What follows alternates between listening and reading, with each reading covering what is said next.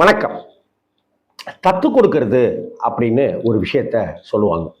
இருக்கிற பரிகாரங்கள்ல தத்து கொடுக்கிற பரிகாரமும் ஒரு முக்கியமான பரிகாரமா நம்மகிட்ட இருக்கு.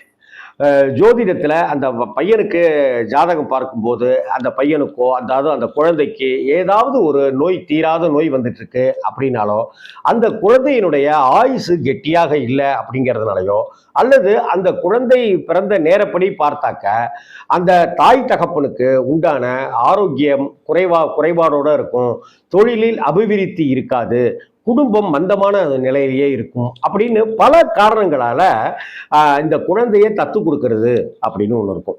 இந்த குழந்தையை தத்து கொடுக்கறதுக்கு என்ன செய்வாங்க அப்படின்னு சொன்னாக்க, ஒரு கோவிலுக்கு குழந்தைய கூட்டிட்டு போவாங்க. அந்த குழந்தையினுடைய தாய் மாமா வருவாரு. அந்த குழந்தைய அந்த அந்த கோவிலில் குடிகொண்டிருக்கிற மூலவருக்கு அந்த குழந்தைய தத்து கொடுத்துருவாங்க.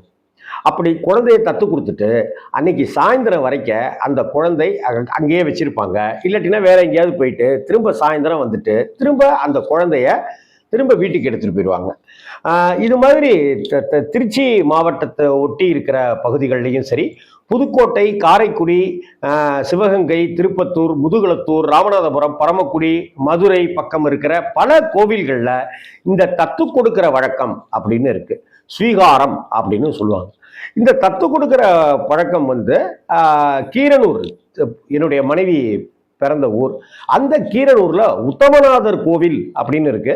அந்த உத்தமநாதர் கோவில்ல இந்த மாதிரி பரிகாரங்கள் அங்க இன்னைக்கும் பிரசித்தி பெற்றதா இருக்கு. அந்த உத்தமநாதர் கோவில்ல சிவனுக்கு தத்து கொடுத்துருவாங்க. சாயந்தரம் திரும்ப தன்னுடைய குழந்தைய வீட்டுக்கு எடுத்துட்டு போயிடுவாங்க. இப்ப அந்த குழந்தை சிவனுடைய குழந்தையா, கடவுளுடைய குழந்தையா அது ஆயிடுது. இதே போல புதுக்கோட்டையில இருக்கிற பிரகதாம்பாள் கோவிலா இருக்கட்டும், பல கோகர்ணேஸ்வரர் அந்த கோவிலா இருக்கட்டும், பல கோவில்கள்ல இந்த தத்து கொடுக்கிற வைபவம் வழிபாடு அப்படிங்கிற ஒரு விஷயமே முக்கியமான பரிகாரமா இருக்கு. என்னுடைய மாமா கூட தத்து கொடுக்கப்பட்டவர் தான். எங்க தாத்தா அப்பாமணி ஐயருக்கு பிறந்த அவருடைய ஒரு சொந்தத்துல இருக்கிற ஒருத்தருக்கு குழந்தைகளே இல்லை, ரொம்ப வறுமையில வாடிட்டு இருக்காங்க, அவங்களுக்கு ஆதரவா இருக்கட்டுமே அப்படின்னு சொல்லிட்டு சின்ன வயசுல எங்க மாமாவை தத்து கொடுத்தாங்க. அதற்கு பிறகு அவர் கொஞ்ச நாள்லயே இறந்தும் போயிட்டாரு.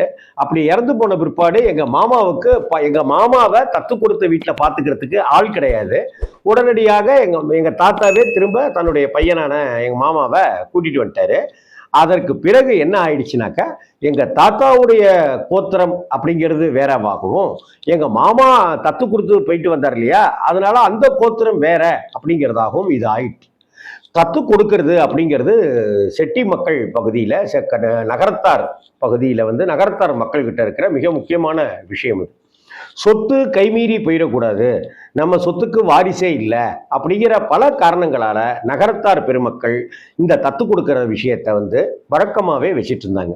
என்னுடைய நண்பரோட சகோதரன் செந்தில் அவனுக்கு கூட தத்து கொடுத்தாங்க அப்படிங்கிறது எனக்கு ஒரு 28-30 வருஷத்துக்கு முன்னாடியே தெரியும். அப்ப இந்த விஷயத்த நான் பாலகுமாரன் சார்ட்ட சொல்ல, பாலகுமாரன் சார் அந்த பையனை கூட்டிட்டு வா அப்படின்னு சொல்ல, அந்த விஷயங்கள் எல்லாம் வைத்துக்கிட்டு என் அன்புள்ள அப்பா அப்படின்னு பாலகுமாரன் சார் ஒரு நாவல் எழுதினாரு. இந்த தத்து கொடுக்கிறதுங்கிறது ஒரு பரிகாரம், ஒரு முக்கியமான பரிகாரம். நான் உன்னை விட்டா எனக்கு வேற யாருப்பா இருக்கா அப்படின்னு டோட்டலா சரண்டர் ஆகிறோம் இல்லையா கடவுள்கிட்ட. அதே போல பரிகாரம்ங்கிறது ரொம்ப சரண்டர் ஆகக்கூடிய ஒரு விஷயம், கடவுளை சரணடைவதற்கான மிக முக்கியமான விஷயம்.